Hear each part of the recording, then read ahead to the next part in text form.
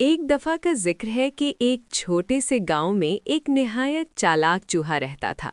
उसका नाम चीटू था। चीटू बहुत होशियार और तेज दिमाग का मालिक था।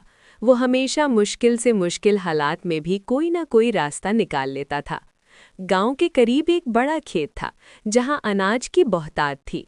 चीटू अक्सर रात के वक्त वहां जाकर दाने इकट्ठे करता और अपने बिल में महफूज रखता।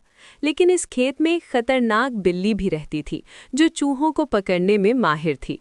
तमाम चूहे इस बिल्ली से बहुत डरते थे और खेत के करीब जाने से भी कतराते थे। एक दिन चीटू ने सोचा कि अगर वो डर कर बैठा रहेगा तो भूखा रह जाएगा। उसने एक मंसूबा बनाया।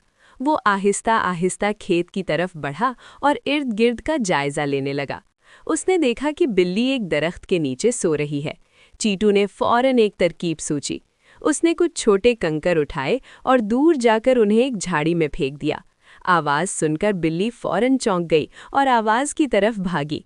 इधर चीटू जल्दी से खेत में दाखिल हुआ और जितना अनाज वो उठा सकता था लेकर वापस अपने बिल की तरफ भाग गया।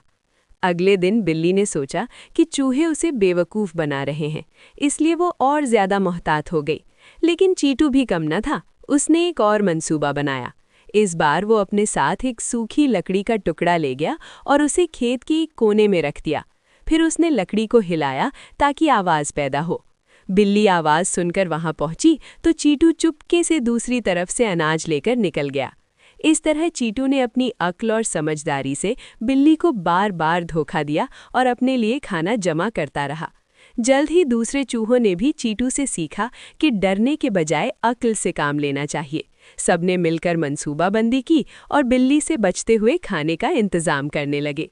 इस कहानी से हमें ये सबक मिलता है कि मुश्किल हालात में घबराने के बजाय समझदारी और होशियारी से काम लेना चाहिए।